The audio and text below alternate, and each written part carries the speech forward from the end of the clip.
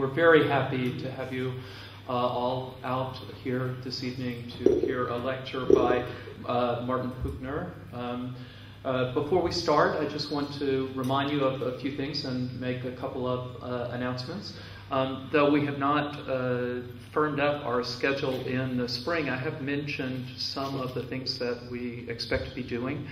We're so glad that you're here. If you've not been here before or not on our mailing list, there's a clipboard that's circulating. Please make sure your contact information is on it, and we will certainly let you know what we're doing. Just so you'll know, again, Usama Makdisi, who's one of our sort of favorite people in American studies, international American studies, who gave an extraordinary speech at CASAR's last conference, will be here in March. We've been in contact, as I said, with Bernadine Dorn and William Ayers, who are well known as members of the Weather Underground, about the possibility of their joining us in March. Edward Field, who's perhaps the greatest living American poet, will be here early in April. Michael Miles, the banjo player extraordinaire, will be here in May. Robert Reed Farr, who is our Edward Said Chair, will be giving a talk. You may recall that he gave a talk last year on Garcia Lorca and African American culture. I would assume that he'll be talking about some of his areas of specialization, empire and race, in the spring. Those are some of the things that we'll be doing, so please keep an eye out for them. The two other things I wanted to mention before I introduce our distinguished guests this evening are, first, CASAR has a relationship with the University of Illinois, and Jane Desmond, who runs the American Studies Center there, is very interested and anxious to have an exchange with scholars from AUB for residence there. I was just in Korea giving a talk, and the director of the American Studies program there at the Seoul National University is going to be in Champaign-Urbana for one of these research trips. So if it's something that fits into your schedule, generally they're 5 or 6 week visits. It's a really wonderful library, and it's something that we're trying to promote. So please let me know about that. I'll try to sort of formally send something out. The other thing that I want to remind you is, if you have missed any of our lectures and are interested, for instance, Sam Hasselby had a wonderful lecture just before I took off on my trip. Our lectures are online. It's usually about 3 weeks after the actual lecture takes place. So if you've missed something and you want to see it, you can always go to our website, and there are links to the lectures. So without further ado, I'd like to introduce tonight's speaker. Martin Puchner is professor of English and of comparative literature at Harvard University, where he also directs the Mellon School of Theater and Performance Research. He's the author of The Drama of Ideas, Platonic Provocations in Theater and Philosophy, from Oxford, 2010. Poetry of the Revolution, Marx, Manifestos, and Avant-Gardes. Stage Fright, Modernism, Anti-Theatricality, and Drama. His edited books and introductions include 6 plays by Henrik Ibsen, Lionel Abel's Tragedy and Metatheatre, The Communist Manifesto and Other Writings, and Modern Drama, Critical Concepts. He is the co-editor of Against Theater, Creative Destructions on the Modernist Stage, and the Norton Anthology of Drama. And he is the new general editor of the Norton Anthology of World Literature, which is in preparation. He is at work on a book about world literature. You're a busy beaver, Martin. Tonight's lecture is entitled World Literature and the Creation of Literary Worlds, and we're enormously happy to have Dr. Martin Puchner here this evening. Welcome.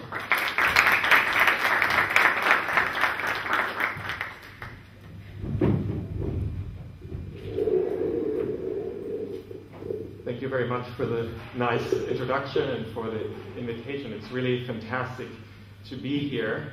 And I want to start my lecture today by talking a little bit about this work, the work on the Norton Anthology of World Literature, and then move on to some thoughts about world literature more generally.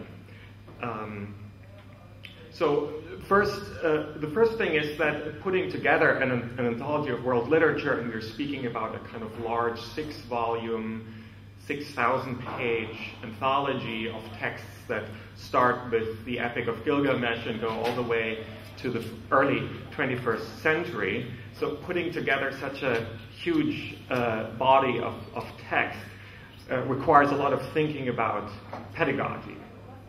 For the past 30 years or so, world literature has been first and foremost a pedagogical program. That is a type of course taught mostly to freshmen that grew historically out of lectures on Western literature. In fact, the Norton Anthology of World Literature began as an anthology of Western masterpieces in the 50s. That's what it was called then. It was subsequently renamed as an anthology of world masterpieces before it acquired its current name, world literature.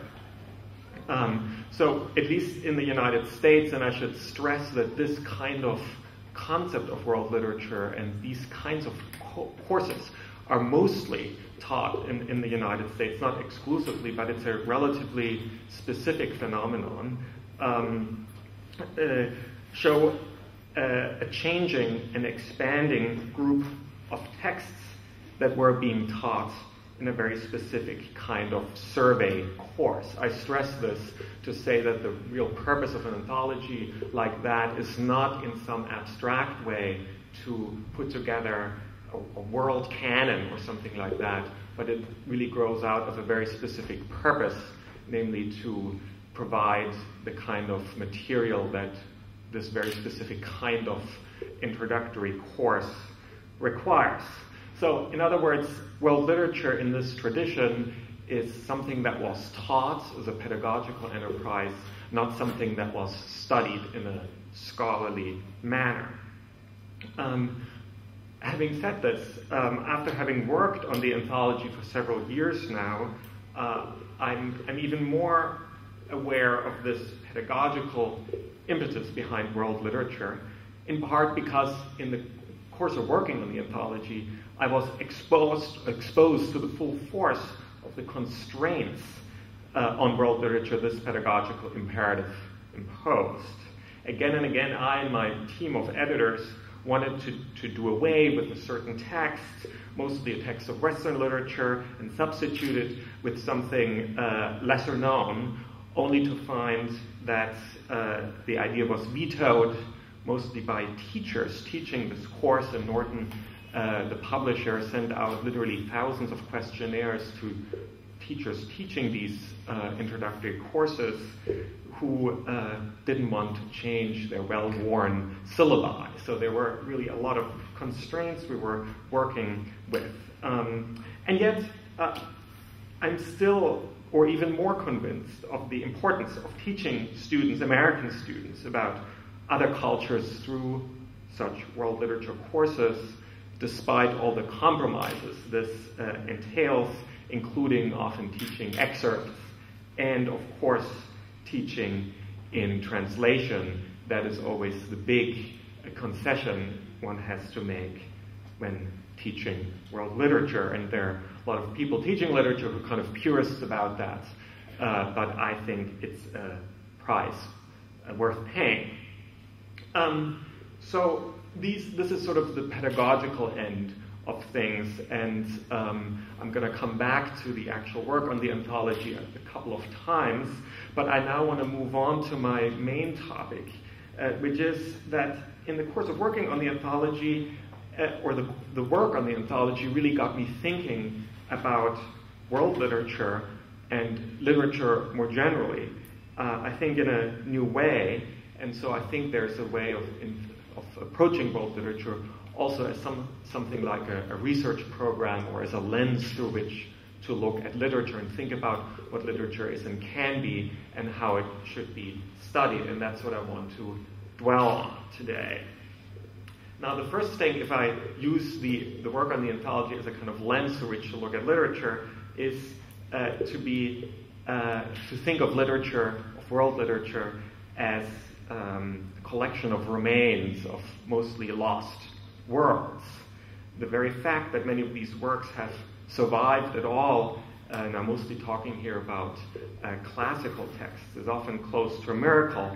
Many, in fact, had been lost for hundreds of years, sometimes millennia, only to be rediscovered haphazardly. The Epic of Gilgamesh is one text that comes to mind right away. So, contemplating both what was saved and what survived or was rediscovered, but also contemplating what must have been or was irretrievably lost, would be a melancholy business, if not for the anticipation of what might still be unearthed in the future. But what is at least as astonishing as the survival of so many of these texts of world literature are the worlds imagined in these works. Open any page of the anthology and you enter a world. The recognition that these worlds are strange, that they need all kinds of explanation. In our work on the anthology, we were very conscious of that, adding introductions, footnotes, and all kinds of help for students and teachers to think about, to approach this literature.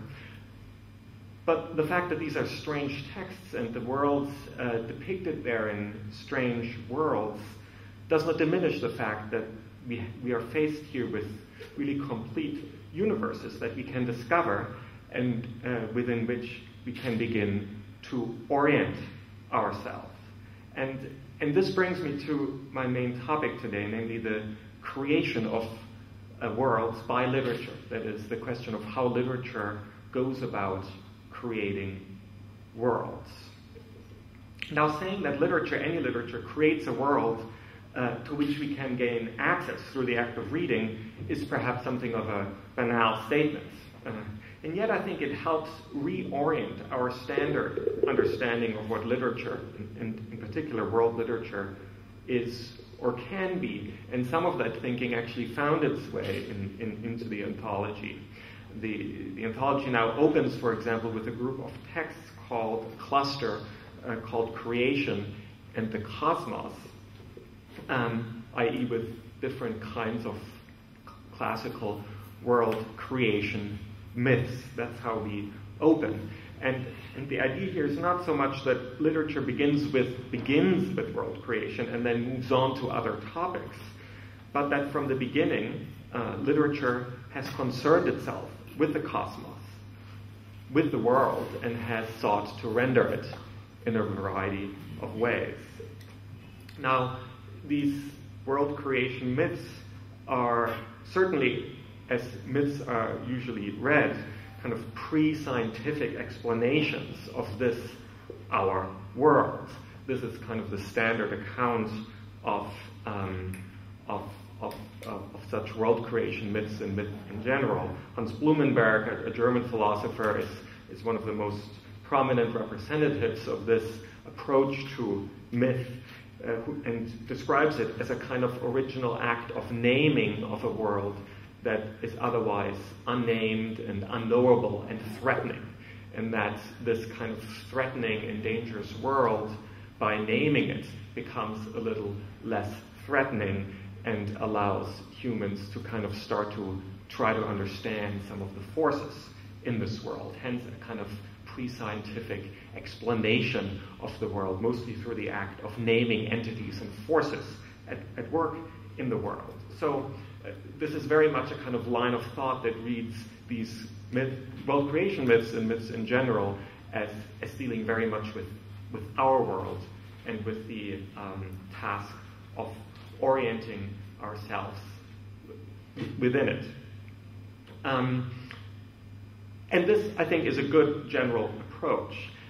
And yet I want to supplement it with an emphasis on world making, because it seems to me that reducing these world creation myths and myths in general to the act of naming, the naming of unknowable entities, does not quite capture the experience of reading these texts, which is a very experience of a kind of rich imagining of worlds and of their creation.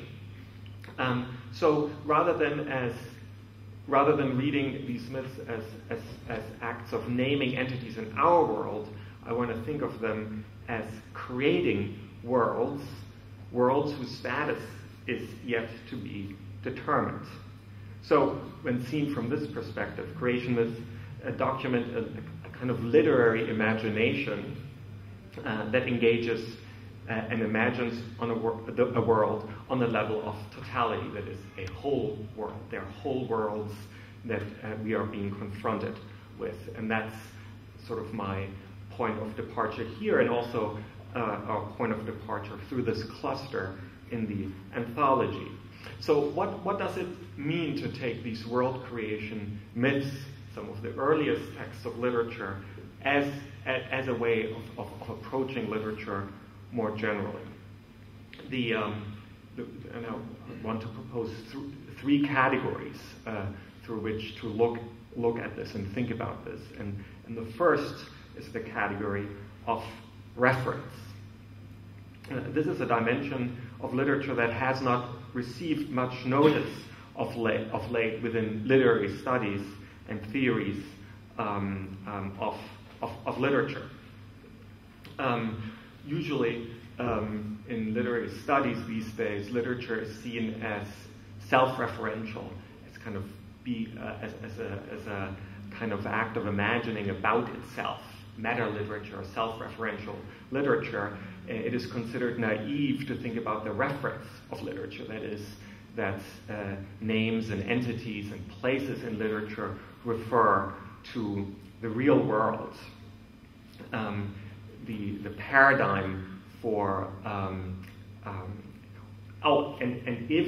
if literature is seen as referring to a world, it is always seen as referring to our world. The big paradigm of this is Erich Auerbach, whose great work Mimesis kind of charts a history of literature that is premised on the idea that literature represents reality. So we have kind of these two positions in the contemporary scene. On the one hand, project of literature representing reality in ever more sophisticated ways, and on the other hand, a school of thought that considers literature as not referring to anything, as not representing anything but itself. It's kind of self-referential school of literature.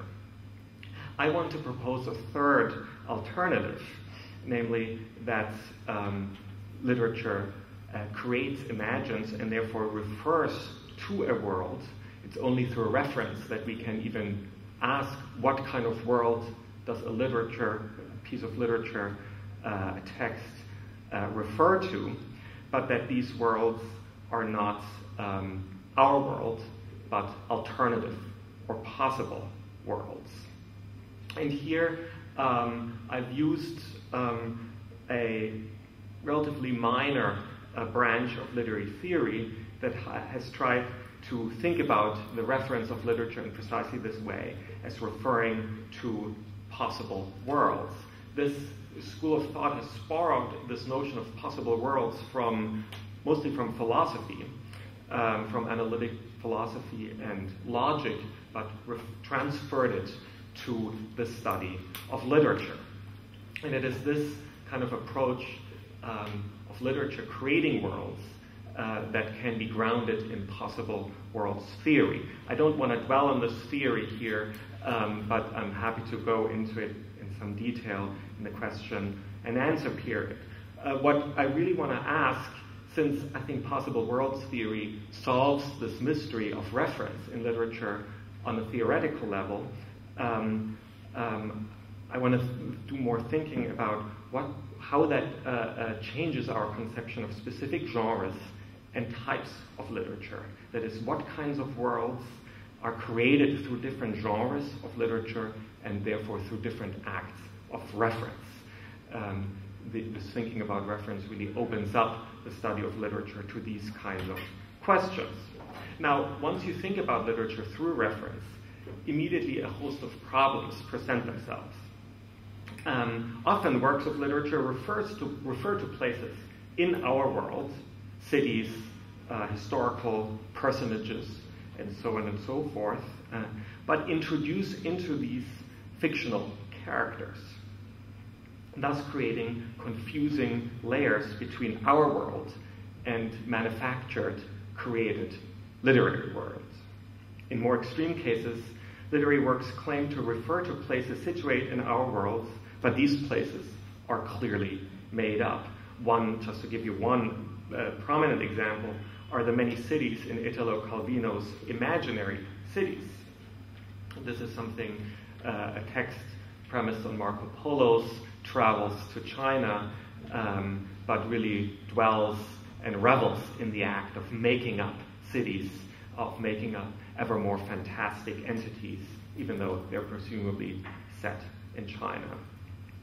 The imaginary character of these cities is never hidden, and in fact the driving force behind this work, which takes the unreliable quality of travel writing and of fictional narrators more generally to an extreme. At other times, literature suddenly opens doors to second worlds within the first one, as when Alice in Alice in Wonderland goes down the rabbit hole and discovers a whole new world there. How the transition of the first world to the second world, to the second and usually more fantastic world, is accomplished is one challenge to which this kind of literature must rise. But even more important, of course, is the nature of this new and fantastic world we are entering. We have to figure out what rules and laws govern here, what creatures populate it, and how we can find our way back. Sometimes it will be simply a matter of waking up. At other times, the return journey is full of suspense and struggle.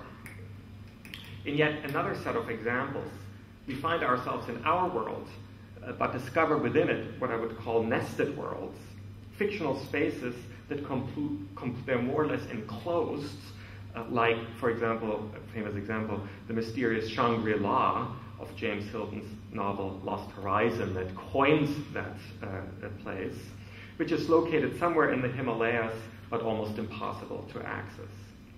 The boundary of these nested worlds can be never entirely impermeable, of course. After all, our protagonist must somehow get to it, but it is a rare event. These nested worlds must have an integrity of their own, and hence clear boundaries. Indeed, negotiating the boundaries becomes often the central challenge, as is indeed the case with Lost Horizon.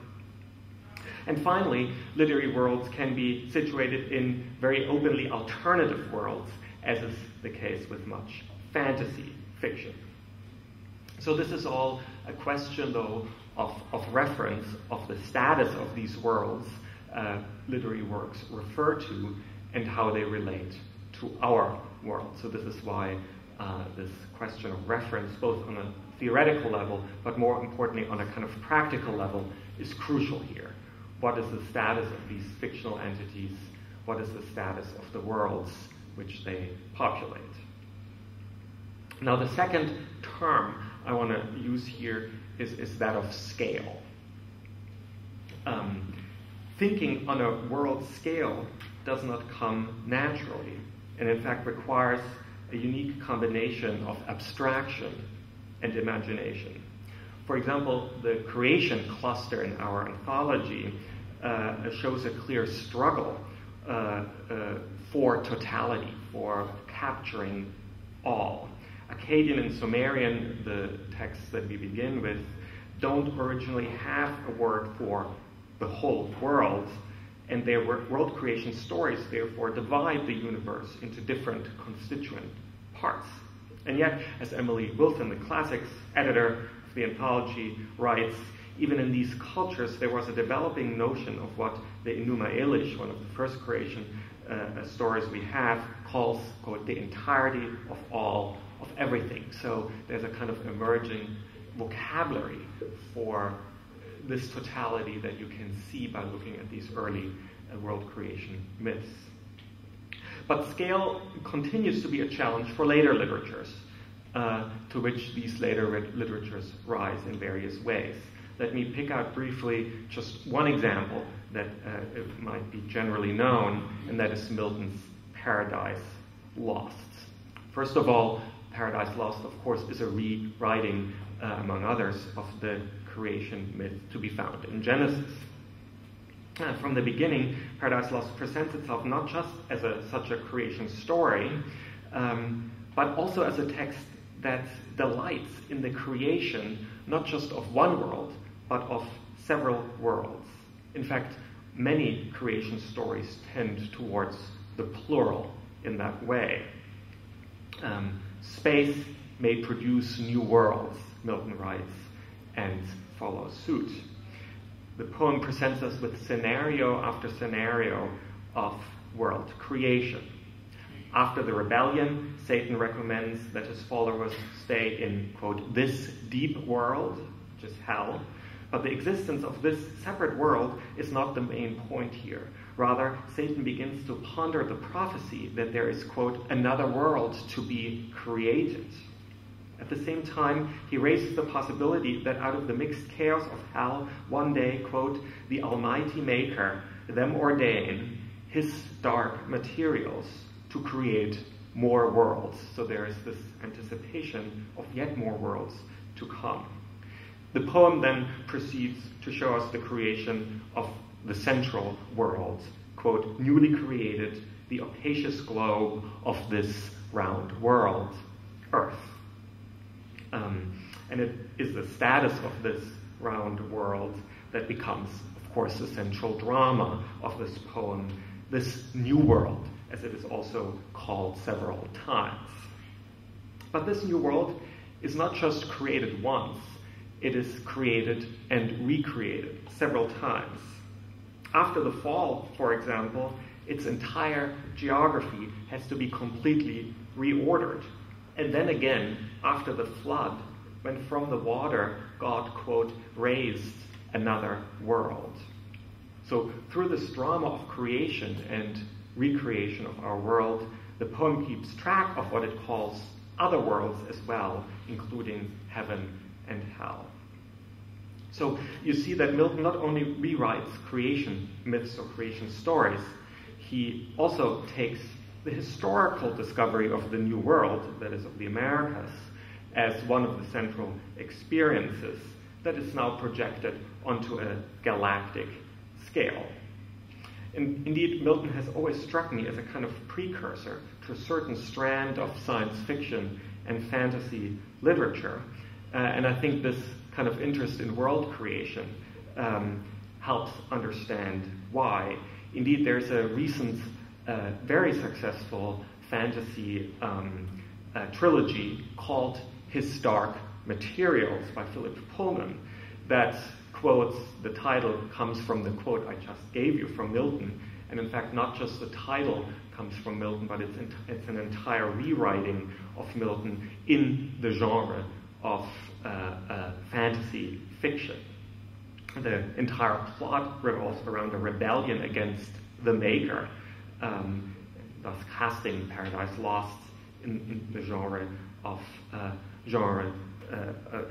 fantasy fiction. And indeed, the whole novel is premised on the notion that there are infinite number of parallel worlds which the protagonists may enter, though only at great cost. So it really brings together this kind of interest in alternative possible worlds and world creation. In this combination, I see it work in many places. So the example of Milton shows that, of course, literary world creation cannot be divorced from the changing experience of our own world. World literature is, among other things, the literature of travel, conquest, discovery, and empires.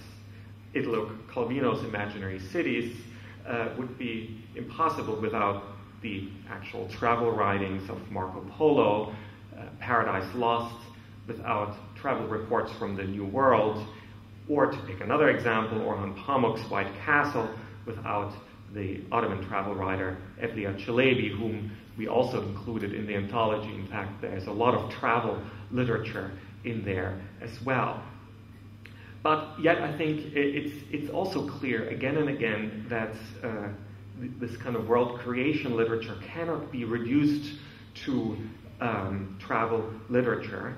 Again and again, these works take the ground of our world merely as a point of departure, as a resource to be used, not as a destiny to which they must remain tethered.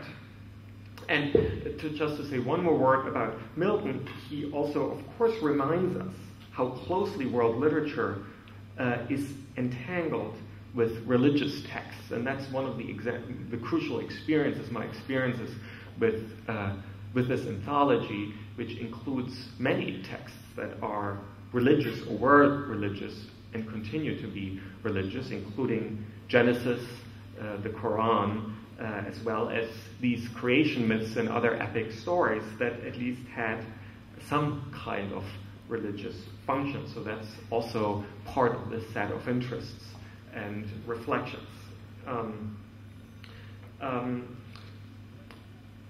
But I want to pursue another train of thought here, namely one that I already picked up when I mentioned this fantasy rewriting of Milton, namely that the genre that combines Milton's frenzied world creation, his inner world battles between angels and devils, with fictional travel writings, such as the ones I mentioned, is a genre that plays a surprisingly little role in discussions of world literature, and that genre is indeed science fiction.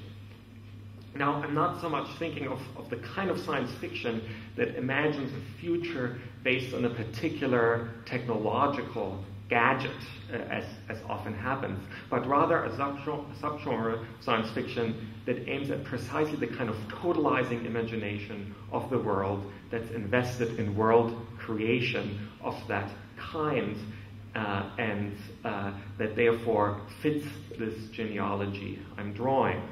And the writer I want to mention in this connection is one you probably don't know, though one who deserves some more interest, at least in this kind of connection, and that's the British philosopher and science fiction writer Olaf Stapledon, writing in the 1930s.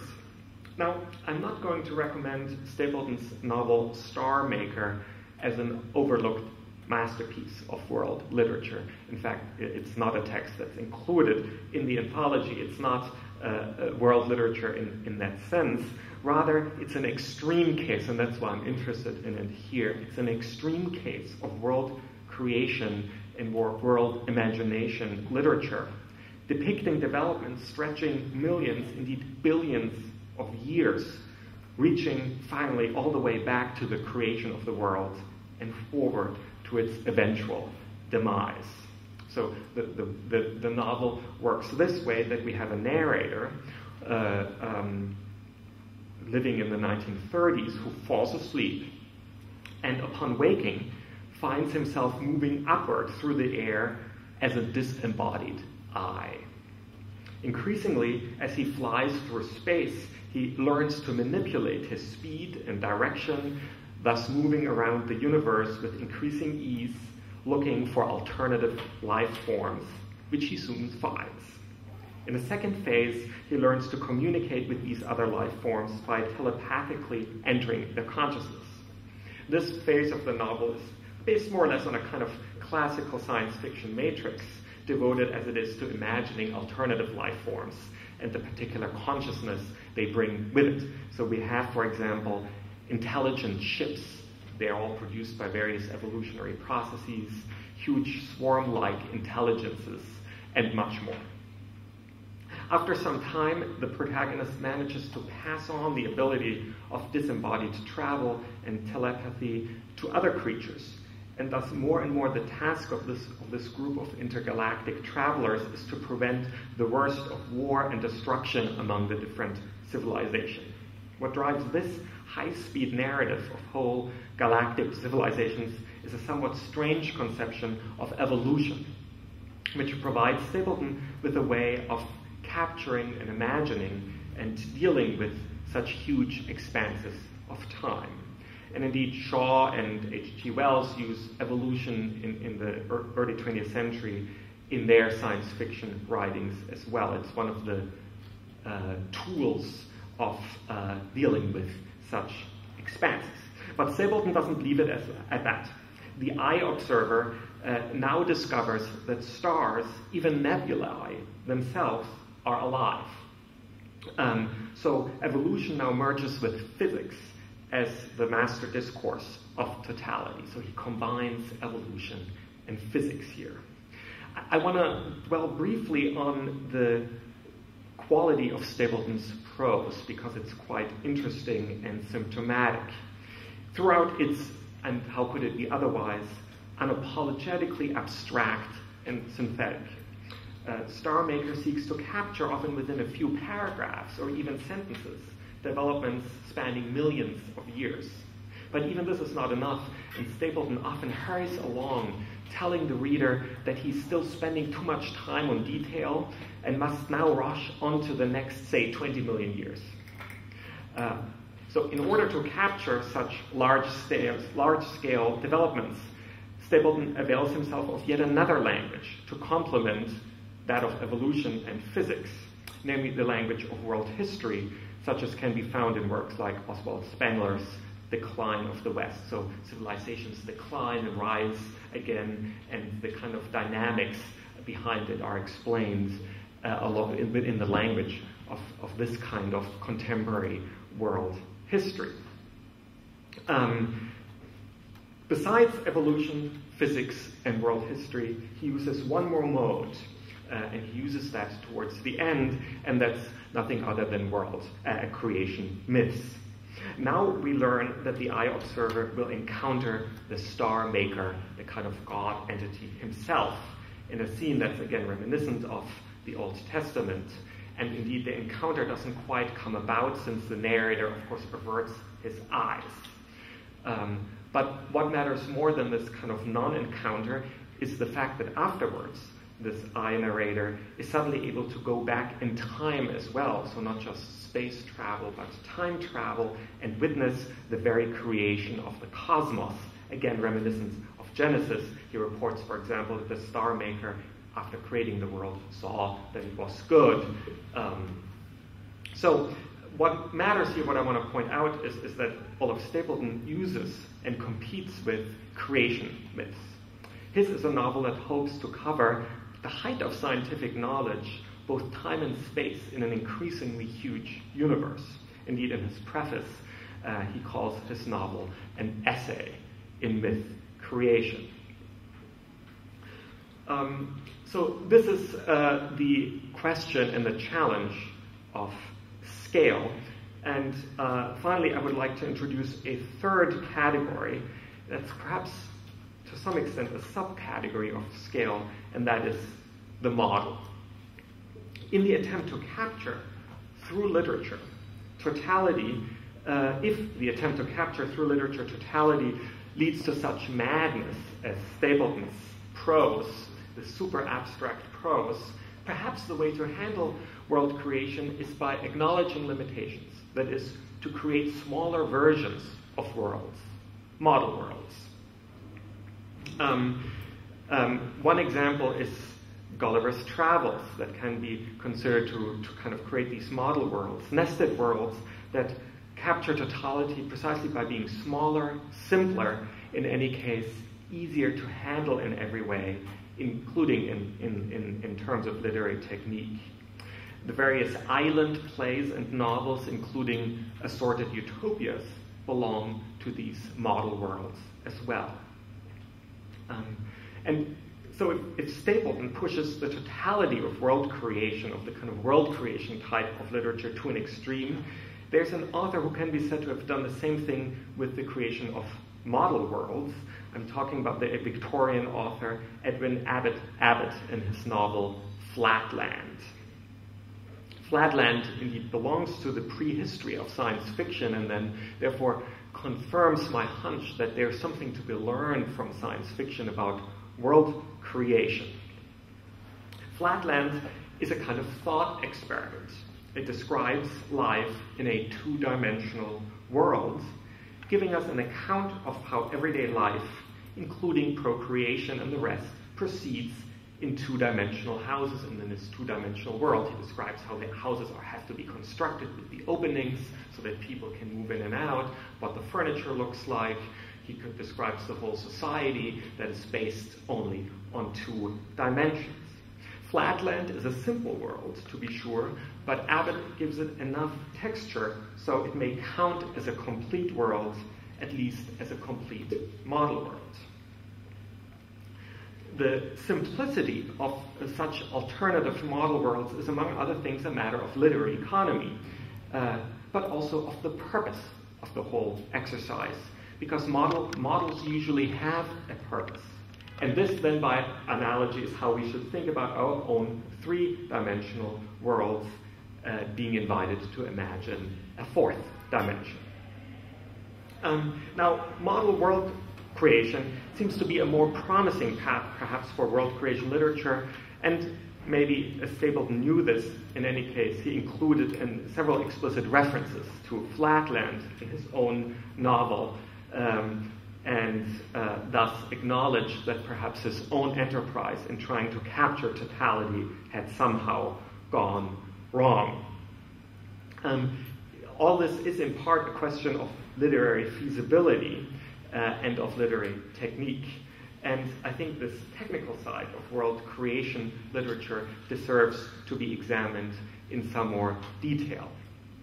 And such an examination would include considering various genres, from creation myths to science fiction, but also questions of literary perspective and, of course, of style, as I already said in the case of Stapleton. All these play a vital role in how literature takes up the project of creating worlds, be they complete or partial, complex or simple, set in the future or in an alternative past. And these kind of alternative history novels are, of course, also interesting test cases for this kind of world creation literature. So to conclude, world literature, understood in this sense proposed here, namely as world creation literature, thrives on the relation between the two words of which the term is composed, namely world and literature.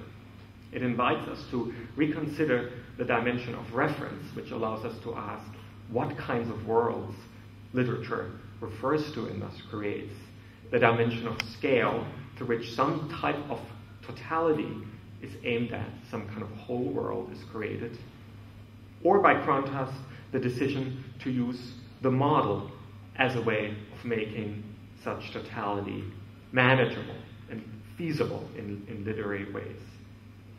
As you can see, my work on the anthology has led me down a path of thinking about literature on a rather grand scale, perhaps unsurprising given the madness of putting together such a thing as world literature, but in any case, this is where I've ended up. Thank you very much.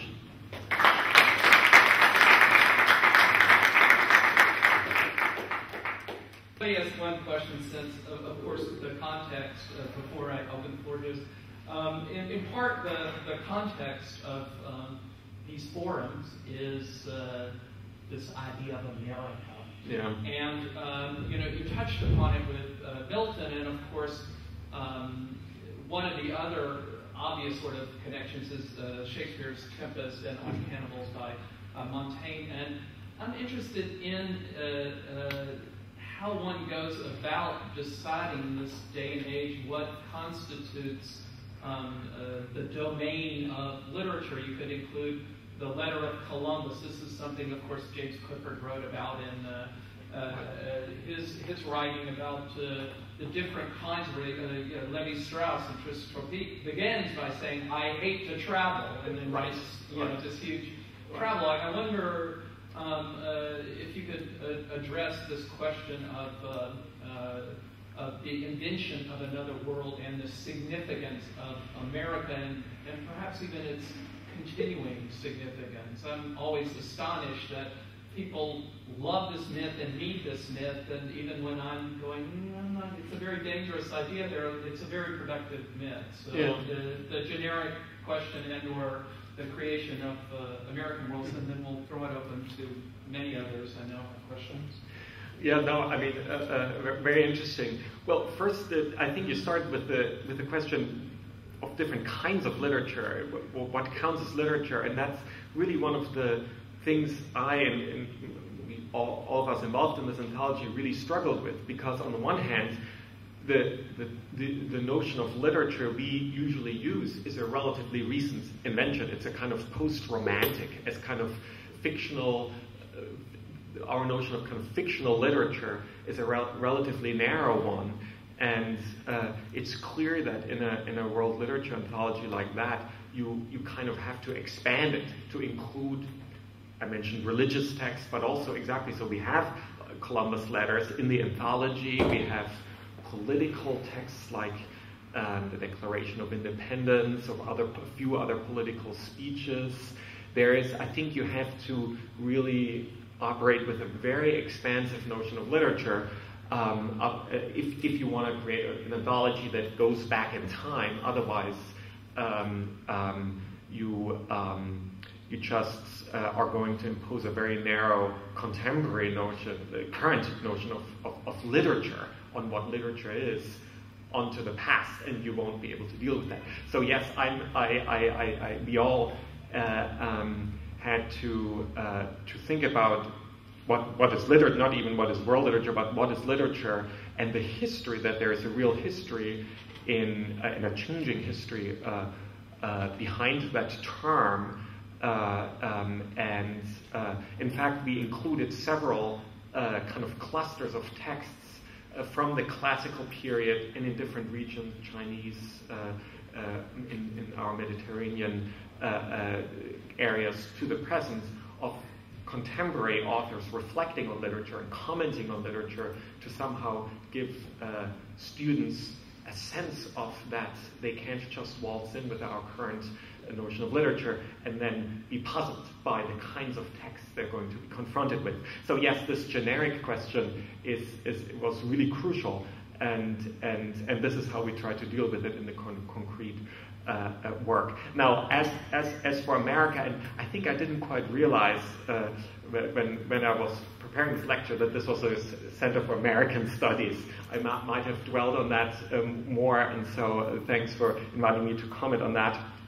Yes, the invention. So I think the crucial thing, or what is perhaps most relevant here is the experience of discovery. And there's no question, of course, that the whole concept of discovery is a Eurocentric concept.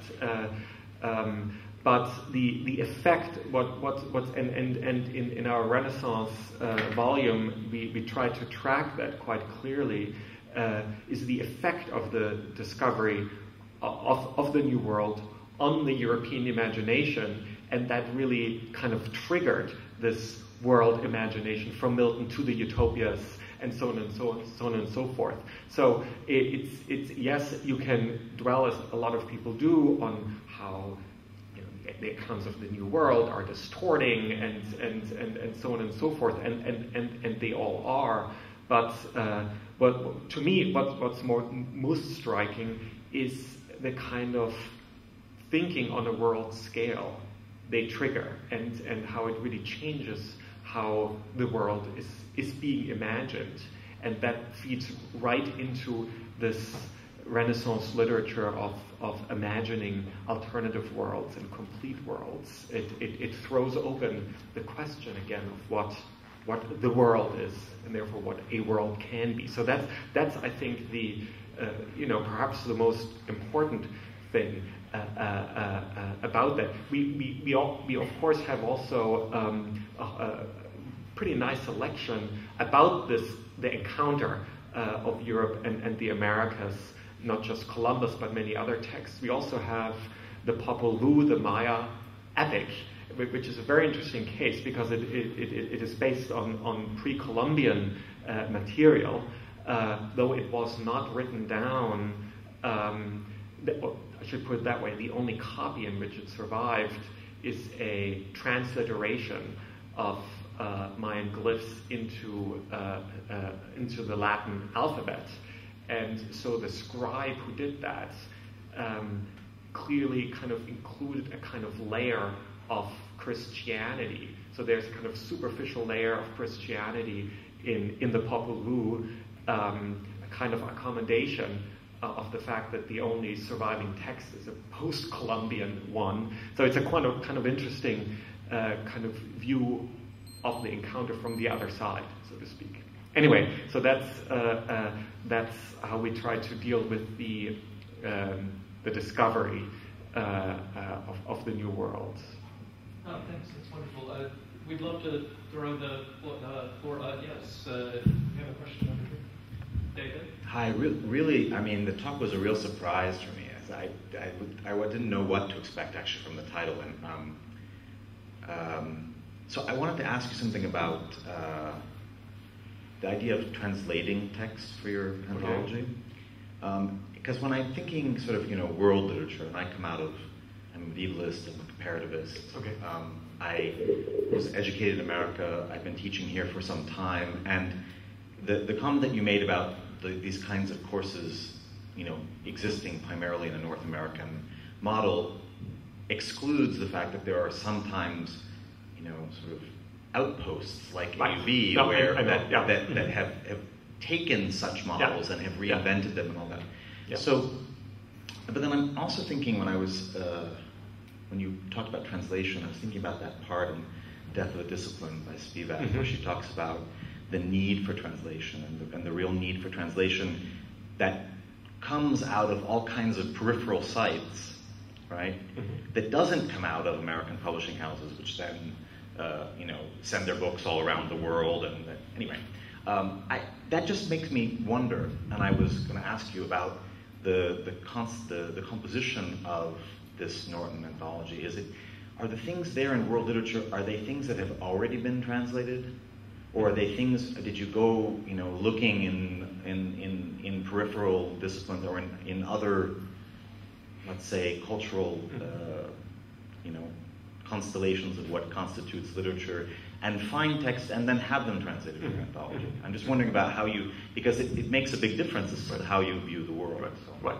No, it's a good question, and in fact, when I emphasize that for the most part the anthology is made for the American market, I'm responding to my beloved erstwhile colleague Gayatri Spivak, who in her preface to Death of a Discipline, in fact, basically calls world literature anthologies imperialistic because they impose an American conception of world literature onto the rest of the world.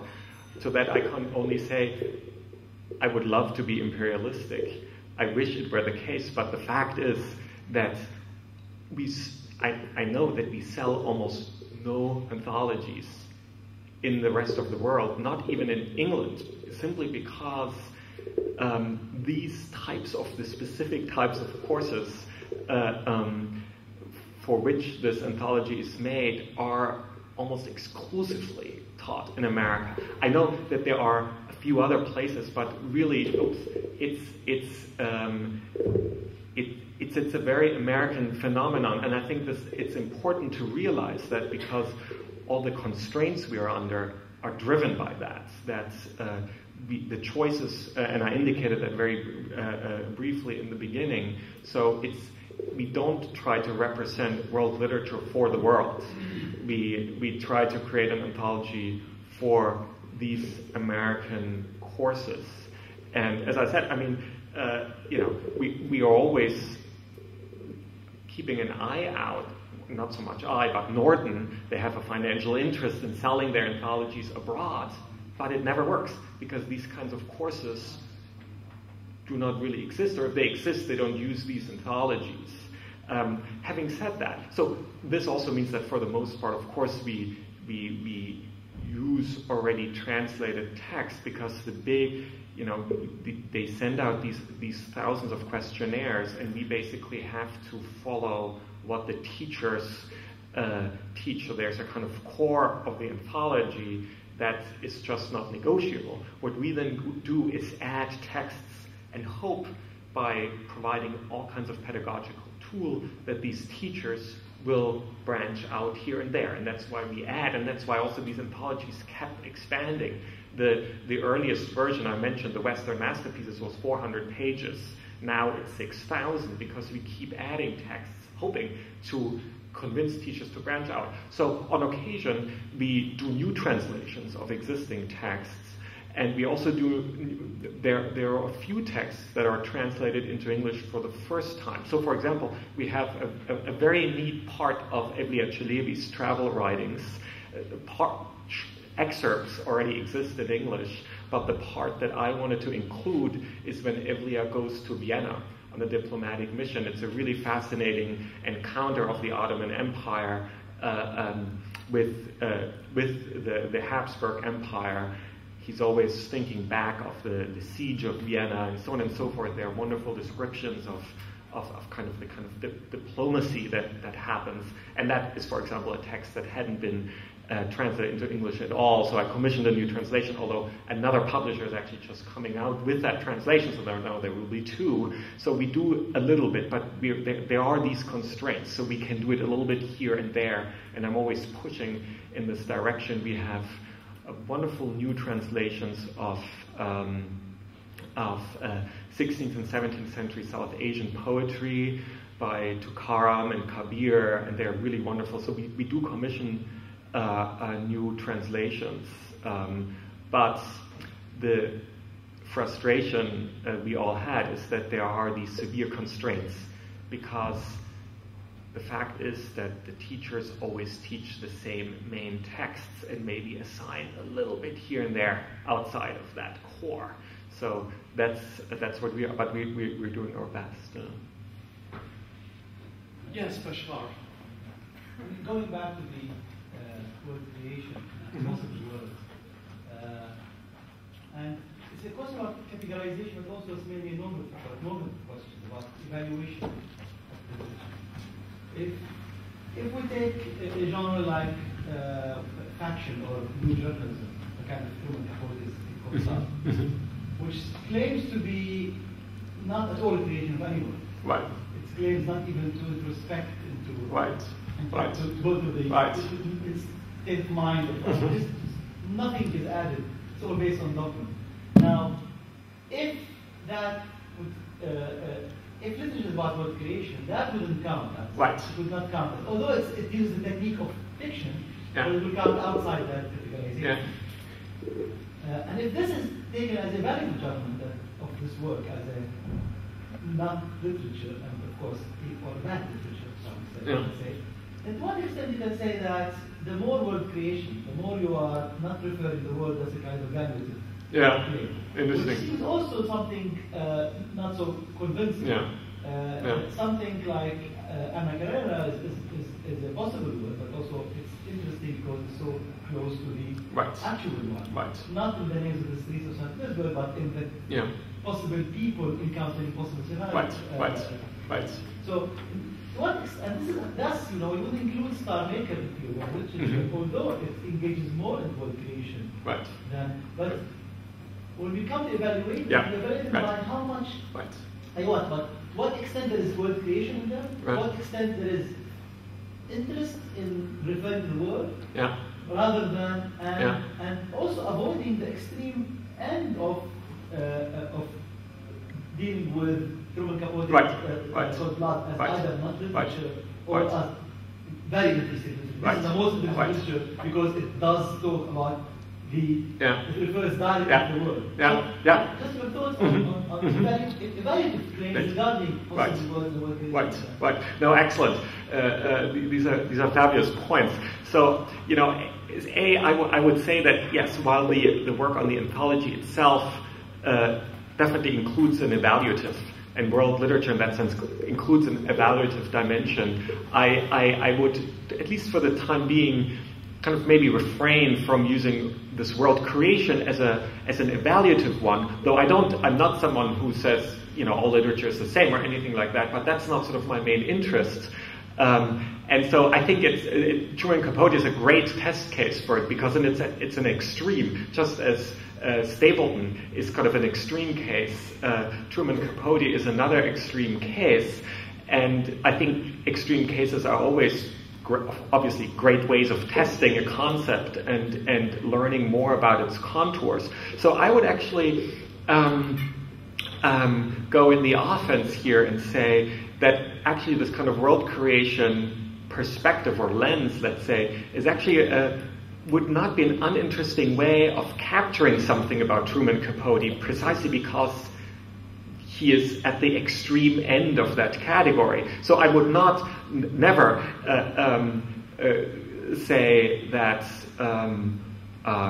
because he is at the tail end of world creation, it's not good literature or anything like that. On the contrary, I would say maybe this concept of world creation or alternative world creation is actually a good way of describing what is so particular about In Cold Blood, for example, what's specific about it. It allows one to differentiate it from other types of literature and thus, on a descriptive level, capture what it does generically. And that's precisely the kind of almost effacing of the madeness. So I would say that, on the contrary, then maybe this world creation paradigm actually allows us to understand what is so good about in Cold Blood. So world creation isn't so much a question of, the more world creation or the more total the world, the better, but simply to use it to think about how different types of literature, both historically and generically, go about the fact that they create worlds, that their literature is something manufactured. Obviously, this is a banal thing, perhaps. But then, if we take this as a point of departure, what kind of techniques and genres and so on and so forth, acts of world creation can we find there? And I would say, I venture to say that this sort of descriptive vocabulary actually lets us capture something important about that, and in this indirect way, maybe bring in an evaluative way, because we can say, well, a certain work goes about the business of world creation in a particular interesting and extreme or subtle or whatever way. So this is how maybe the but no, it's interesting. Yes, of course. I hadn't thought very much about that other extreme, and that's a nice idea. I have to think more about that. Yeah. Alsaud. Thank you. It was very exciting, very interesting. But I have problems with the two terms you're using. I don't seem to have gotten it right. The word and literature. Mm-hmm. Starting with literature, it seems to me that your definition, especially when you take religious literature as religious texts as literature, we enter a hazy area here, and it's much discussed in word literature and in literature. I mean, literature as such is a 19th century term, as a matter of fact. Right. The trouble is that when you include the Genesis and Enuma Elish and the Quran, what would that be different from an ontology of religious texts? Right.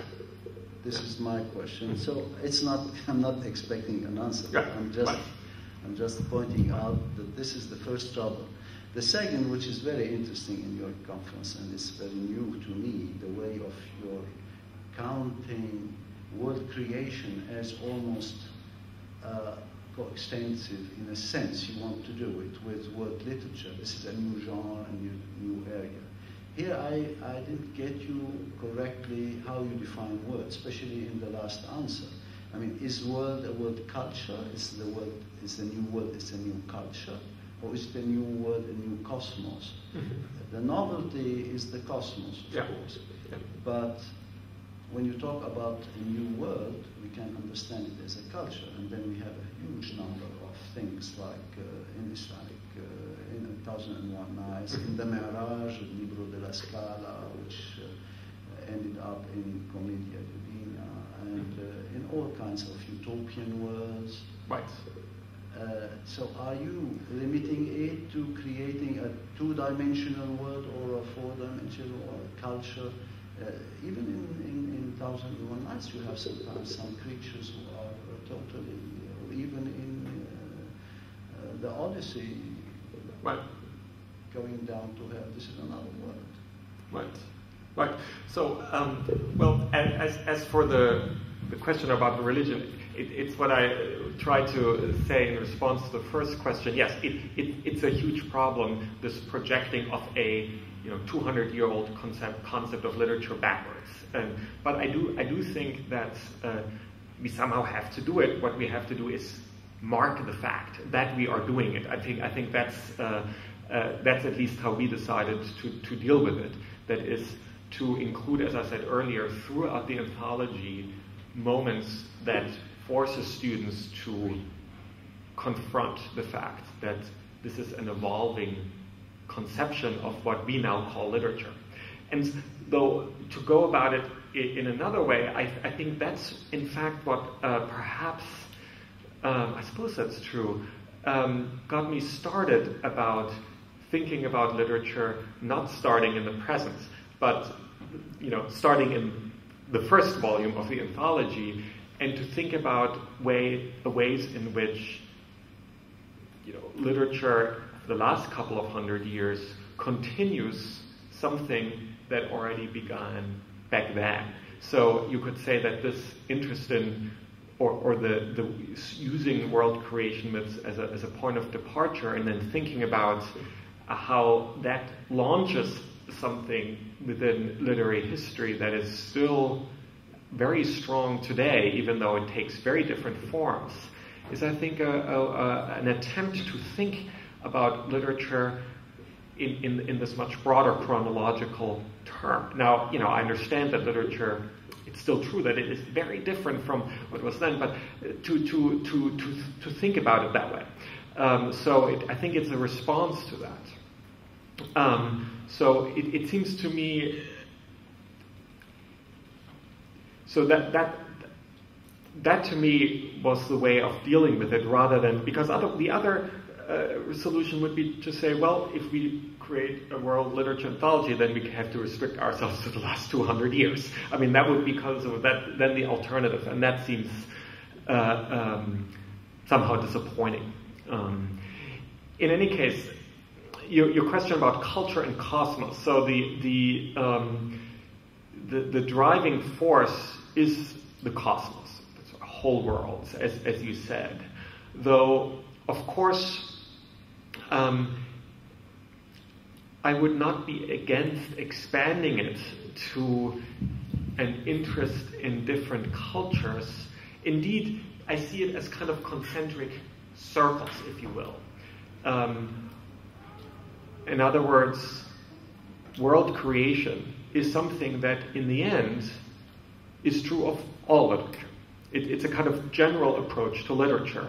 And by introducing, on the level of theory, I didn't dwell on this a lot, the notion of reference, it includes that aspect of the project is indeed one that aspires to think about literature on a general or theoretical level. So in that sense, it is all literature. But that's the outer circle, so to speak. And I hope by creating these intermediary steps to ground it in something much more specific, like world creation and cosmos, and thinking about different cultures would maybe be somewhere in between. So again, it's not so much my goal, I think, to identify specific texts as being specifically about world creation rather than other texts, but rather to think about world creation as a general perspective, and then to use it as a tool to identify different kinds of genres and different kinds of literary techniques in going about this very general fact of world creation. So I don't know whether that answers your question, but that's sort of my methodological approach, if that makes sense. I'm sure it does. Good. We'll continue. We have a couple of questions here. How about Sandy and then Patrick, and then we'll see if we have a couple of minutes. Okay. I enjoyed your talk very much. I think it's a unique perspective on world literature, and it's exciting to think about it in that way. I really appreciate the fact that you brought up that the pedagogical aspect was often, the driving force for the study of world literature, and in some ways that's changing a little bit, but it does make us think about what the function and the purpose of the anthology is. And so if we're going through this idea of world creation, I think we have to also consider the way in which the Norton Anthology of World Literature is also creating a world, creating a world for students. Yeah. And so my question is, what kind of ethical considerations did you have as editor, and whose world is being created? Is it in part yours? Is it Norton's, driven by their sales? So I'm just curious what kind of tension that created. No, absolutely. Well, it's funny. Maybe one way of prefacing what I'm going to say is I was in August. I was in Shanghai talking about world literature, and people, various colleagues, thought that there's not enough Chinese literature in the anthology, although there's really a lot of Chinese literature, in part because there's now, again, in the US, a growing interest in Chinese literature because of the obvious geopolitical rising importance of China. So this is another constraint or driving force. World literature is not a kind of abstract concern. It's driven by these kinds of considerations. In any case, in the heat of this discussion, a wonderful older philosopher stood up and said, the first thing you have to learn as an editor of an anthology of world literature that has some status is you have to learn how to apologize. So let me apologize. So, I can only say that, yes, it is in some sense Norton's an anthology, mine and the editor's, though I would say the most important agent are really the teachers of the anthology, and this simply because of market forces, because Norton is totally, whenever we try to push, and we did a lot, and I don't want to actually turn the editors of Norton are really amazing people and take their work very seriously. But of course, the fact remains that if we create an anthology that these teachers of these courses don't want, they will just go to them, use another anthology. So it's a very kind of subtle. Excuse me. Longman, exactly. Kind of competitor here. Yes, no, and David Damrosch is a very good friend of mine, and he in fact helped me a lot in thinking about it. But that's so they are concerned about that, of course. So it's a combination of these things. It really is. But I think within these constraints, we just do our best, and I dare say we do, and that includes the Norton people. I have to say I was really impressed by their integrity. Norton is an employee-owned company, if that's worth anything. A lot of textbooks. No, it actually does make a difference, because the textbook market in the United States is an incredible one. The kind of returns these big conglomerates expect are incredible. They're like 10-15% growth per year. It's really crazy. They charge a lot. They buy each other up all the time, these big conglomerates that are in this textbook market. And Norton is a very different kind of publisher. It's employee owned.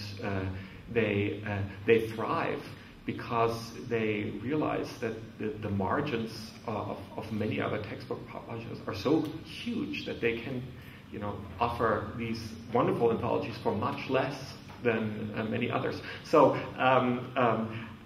yes, absolutely, it is a commercial enterprise. but I think Norton does it actually with a lot of integrity. That's it. Longman also. Are you going to apologize? I already did. I'll do it again. I'm very sorry.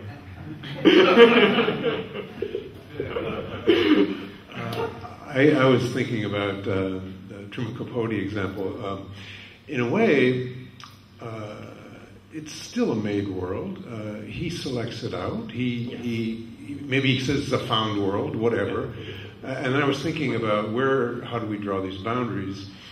And I was thinking about Ulysses, and we have a specific day and a date, and yet we're relating it to ancient mythologies at the same time. So clearly, it's another made world. I was once part of a project with a group of cultural geographers called Writing Worlds, and it was about the question about the worlds we all live in, and to what extent are they literary? Mm-hmm. To what extent are they determined by forces beyond individuals' control? Certainly, they're made worlds, and you have part of that is imagining them and creating them. And when it comes to shaping the world around us in all these ways, I mean, people reading literature are reading literature inside of some world that they feel like they're actually inhabiting as well. Yeah. And so some of the people in that volume were exploring the ways that literature interacts with the way people imagine the world, and therefore the way they help create it. Right. But of course, there's always this debate among geographers about, the superstructure, what's the real really creating the world versus how much of it is being imagined. No, that's fabulous. And it's interesting. Just last May, I was running around Dublin with Ulysses in hand, and as you probably know, you can go to 7 Eccles Street, and there's a plaque that says the house where Leopold Bloom lives, unfortunately, is no longer there, and the Ormond Bar, that's the setting for the Sirens chapter, another plaque. So Dublin is actually now full of these plaques of the places where Joyce's fictional characters lived, and I myself was experienced sadness that house no longer stood there. So that's maybe a good example. And the other interesting, as you may know, Joyce claimed that if Dublin were destroyed, it could be rebuilt with the help of Ulysses, which then other people have pointed out isn't quite true, because of course he lived in Paris when he was writing and in fact made mistakes, and so there's a whole kind of cottage industry that is devoted to precisely tracking the path of Leopold Bloom and Stephen Dedalus, and wondering, well, how exactly did Stephen get from Sandy Cove to Dublin? Did he take the train? How long would it take? And so, the geographical mistakes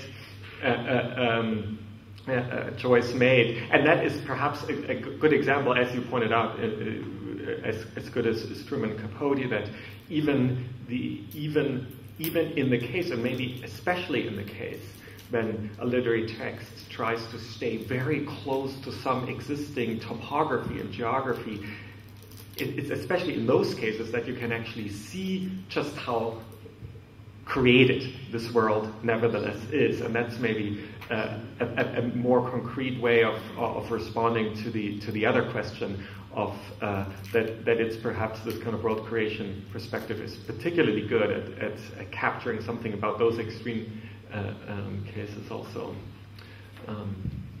We have time for one more question. Actually, I grew up in Atlanta, and people used to come for a visit, and I would say, what do you want to see? While you're here, Coca-Cola, Martin Luther King's house, and they would go, Terra. Good evening. I think what you said was very interesting. I mean, introducing new literary texts as part of world literature is a wonderful experience for teachers and students. But my question is, what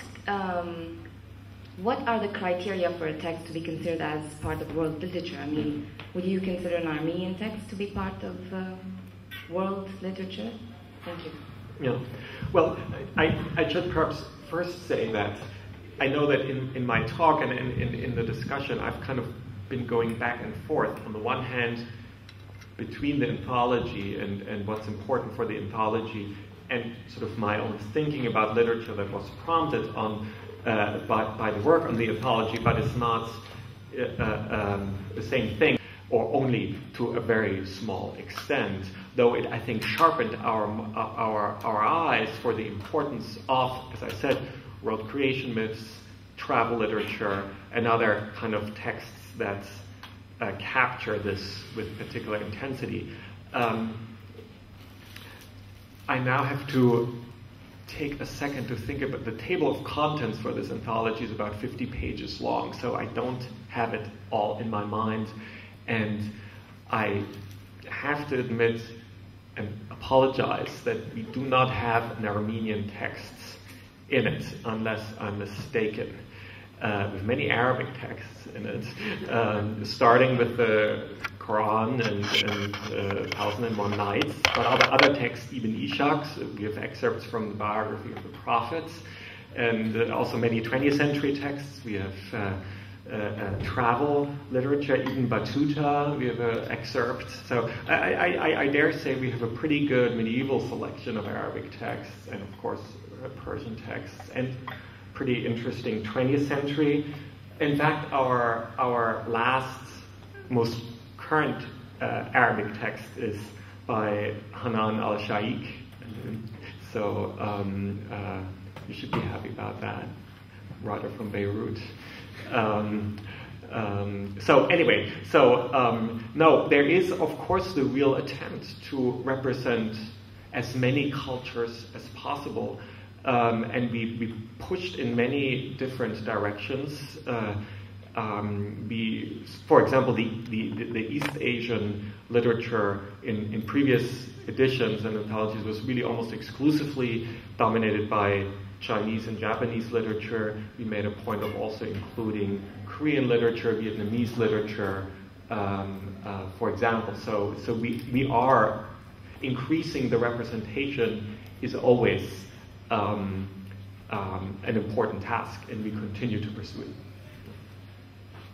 If we're fine, I guess then we have one final question. We'll make this our last question, Michael. Thank you.